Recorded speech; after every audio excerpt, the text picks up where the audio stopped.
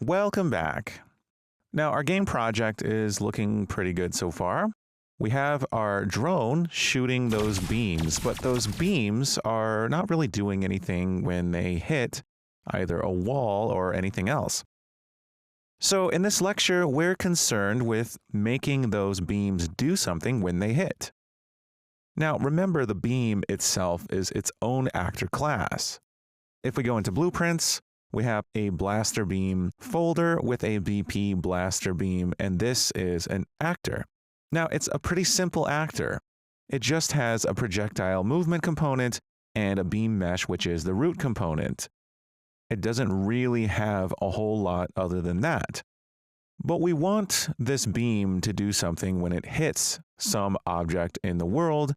I'd like it to show some special effects and perhaps disappear. Now, in order for this to happen, I'd like us to explore a new concept, the concept of hit events. You see, when the mesh hits something, I want to trigger some response. And in order to do that, our mesh needs to have collision information. You see, we don't typically use the mesh itself for collision. We use a more primitive shape, as that is less computationally intensive for our machines. So if I have my beam mesh component selected, in the details panel, I can find the static mesh and I can browse to it and open up SM Blaster Beam to take a look at the static mesh. Now, to see the mesh geometry, I can go up to Show, and if I check Complex Collision, I can see what the mesh looks like. Each individual polygon makes up the mesh. As you can see, it's made of a bunch of triangles. And if we were to detect collisions based on this complex geometry, that requires a lot of calculations. Whereas if we used a more basic shape, detecting collisions with that basic shape would be a lot more optimized. And we can add collision to our mesh. This mesh doesn't have any collision, and we can know that by going to Show and checking Simple Collision. It's the same exact mesh as the complex collision. We want a more simple shape. Now we can add those here in the static mesh editor by going up to Collision, not this collision, but the topmost collision. And here we can add simplified collision volumes to our mesh. Now, they come in several flavors, and some of them are not appropriate for the shape we have. For example, if I add a sphere collision, we now have a sphere collision volume, and that's not exactly what we want. We want the basic shape that's closest to our cylinder. Now, I can remove that by going back up to Collision and selecting Delete Selected Collision. Now, if we chose instead a capsule simplified collision, this is a lot more appropriate. It is sticking out on the ends of our mesh, but that's not too big of a deal. If that were a big deal to you, you could use a different shape. I'm going to go up to Collision, and I can delete that selected collision. If you're not selecting a current collision, you can just remove collision. That removes all simplified collision. Now, the box simplified collision is pretty nice.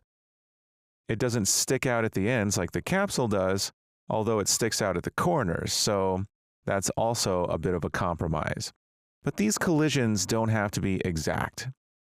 In the case of our blaster beam, it's going to be flying through the air quite quickly, so we don't really need our collision to match exactly with the cylinder. All that matters for now is that we have collision.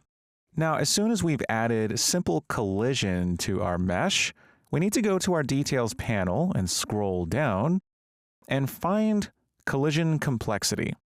Now, this has to be set correctly in order for us to use our simple collision, also known as a collision hull. We need to use our collision hull by setting this to use simple collision as complex. This is an important step, otherwise our mesh won't be using our simple collision, so make sure that that's set correctly. Now, as soon as we do this, I want to show you a potential hiccup that you may face. And I'm going to show you that potential hiccup by going into my drone mesh, SM drone, and taking my sockets and moving them into my mesh, like this, into the rifles. You may have your sockets inside your mesh like this, who knows? And if I go to show and show the simple collision for this drone, you may see that it has its own simple collision shape like this. Now that we're spawning something that has collision, we have to be careful not to hit that collision mesh on the drone. And if our sockets are inside the drone like this, well, let's see what happens if we go and simulate.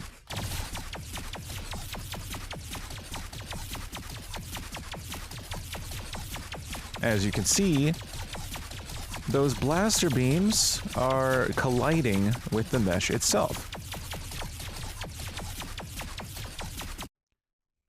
Now, we're going to learn more about collisions later, but for now, we're just going to need to make sure that those sockets are not inside the mesh collision for the drone. So make sure that those are out, not in that collision hull that the drone is using. I'm going to go into left perspective, and I'm going to change to wireframe just to make sure that these two sockets are slightly outside of that collision hull for the drone mesh.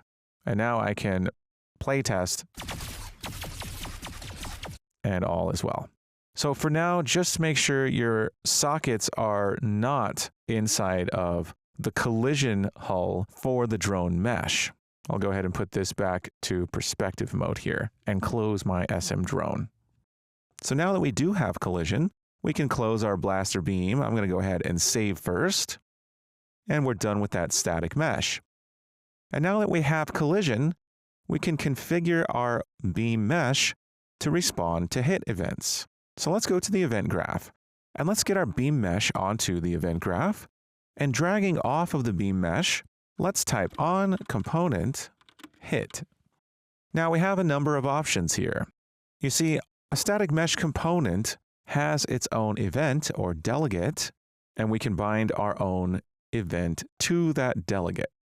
Now, if we choose assign on component hit, a couple things happen. First, we're getting this node that allows us to bind an event to on component hit, which is broadcast whenever our component, in this case beam mesh, hits something. And it conveniently creates a custom event for us and automatically names it on component hit _ event. So what this blue node here is doing, as soon as the flow of execution reaches it, in this case in begin play, since I just connected it, whenever our beam mesh hits something, this event on component hit event will be executed. And once that event is executed, these output pins on the event will be filled in with data concerning that hit. So we have access to the information. The hit component will be the component that hits something, in our case, beam mesh. The other actor will be the actor that was hit, and other comp will be the component that belongs to that actor that was hit. And we have other information that we won't be getting into for now, but let's just see how this hit event works by getting that other actor and calling getObjectName on it. I'd like to print the name of the other actor as soon as we hit it. So dragging off of my execution pin, I'm going to get a print string node and hook in that object name. So whenever this beam mesh hits an actor, we'll be printing that actor's name just to prove that this hit event worked. I'll go ahead and remove these unused events, tick and actor begin overlap, so that we have a little bit cleaner of an event graph here. So I want to test this out. I'm going to compile and save this blueprint and go back to BP bot. And I just want to fire one single blaster beam. So for now, I'm going to bypass set timer by event. I'm going to break these two wires. And instead of setting a looping timer, I'm going to move those nodes down a bit and just call fire blaster beam once. So we just fire a single blaster beam. I don't want to get too confused by having a whole bunch of blaster beams just yet. So as soon as begin play is executed, the drone will fire one blaster beam, and that blaster beam is going to fire off onComponentHitEvent as soon as it hits something, and we should see a debug message. I'm going to go ahead and set the duration of this print string to 60 seconds so it doesn't go away right away.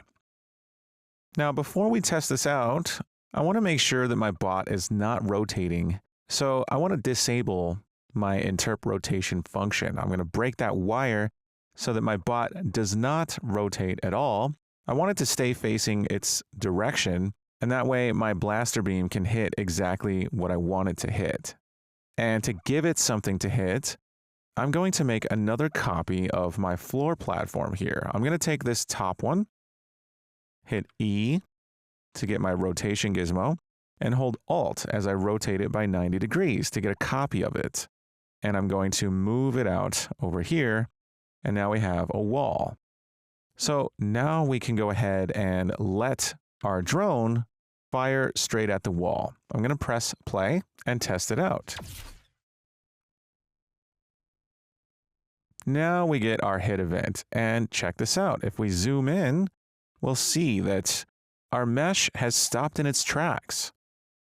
That's because we're actually using that collision, and the collision is configured to be blocked by an object such as this wall. Now, we're going to get into collision in more detail later in the course. Looks like my beam mesh has met its lifespan and deleted itself. But now that we're getting a hit event and we have access to the actor that was hit, we can now do more interesting things like spawn particles and destroy the blaster beam. So why don't we do that? Back in our BP blaster beam, I'd like to spawn some special effects when our blaster beam hits another object. So I'm going to delete these two nodes and right-click and use Spawn System at Location. Now the system is going to be the one and only Niagara system we have, Beam Burst.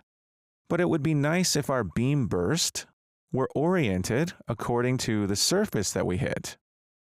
Let's see what it looks like as is for now.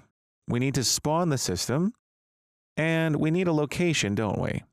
Now we could use the location of our blaster beam, but what would be more interesting is if we had the location of the hit event. Well, we can access the hit information for a hit event using this little output pin here called hit. If we drag off of it and release, we have the option to break this hit result. A hit result is a structure which is composed of other variables. If we click break, we can access those variables contained in this hit, and we can expand the dropdown to see all of them.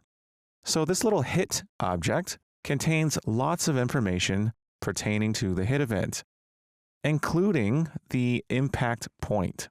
The impact point is the point of impact. So we can take this impact point and hook it into location. And now we'll spawn our Niagara system at that location. So I'd like to see how this looks, and I'm going to bring this wall closer so that we can easily see the result of the hit. So let's press play. Now, we didn't see anything, but I suspect that we are spawning that Niagara system. We just can't see it because it's not oriented correctly. Now we can prove that theory by moving ourselves just inside the wall here so we can see the other side and pressing play. And sure enough, I saw that Niagara system. It just happened to be spawned facing the World X direction. So we want to orient that Niagara system based on the surface that we hit. So I'm going to go back to my BP blaster beam and take a look at my hit result. One of the variables in the hit result is called normal, and as we see, it's a vector. Now, in mathematics, particularly vector mathematics, a normal vector to a surface is perpendicular, or in 3D space we say orthogonal to that surface. So don't confuse this with normalized vectors, which have a length of 1. Those are unit vectors. A normal vector, which is often a unit vector, but not always, is simply a vector that sticks out from a surface at 90 degrees from that surface. Now we can use that normal vector to orient our Niagara system, but we need to create a rotator from that vector. Now we can do that pretty easily. We can take this normal vector, drag off and release, and type make rot, and we have a number of functions that are designed to create a rotator from a given axis. And remember, if you're not sure which of these to choose, in Unreal Engine, always think of the x-axis for anything as its forward vector. So we're taking the normal vector and we're making a rotator from that vector's x-axis. That would give us the rotator corresponding to the vector pointing straight out from that surface. So we're going to use make rot from x. This returns a rotator, which we can pass into rotation. Now let's see what happens if we fire at the wall, and we saw our Niagara system. It exploded outward in the direction of the normal vector to the wall. That looks pretty nice. Now the blaster beam still survives, which looks kind of weird. So after we spawn this system, I think it would be a good time to simply delete this blaster beam. We can have it destroy itself. And if we right-click in the event graph and type destroy, we can call destroy actor. So after we spawn the system, we'll destroy this actor. Let's give this a try. And that looks pretty good. Now we can take a look at what this Niagara system looks like when hitting a surface that isn't straight upright. For instance, I can take this wall and rotate it up like this. And now if I press play and take a look at that Niagara system, it's a little hard to see because it's so quick. I'm going to move it out just a bit. Let's see what this Niagara system looks like at this angle. Little hard to see with it being so fast, but the Niagara system is oriented at an angle. So now I think we can go back to our BP bot and use our timer once again. So after storing the target pawn, I'll go ahead and set the timer like so, connecting those nodes, and going back to press play.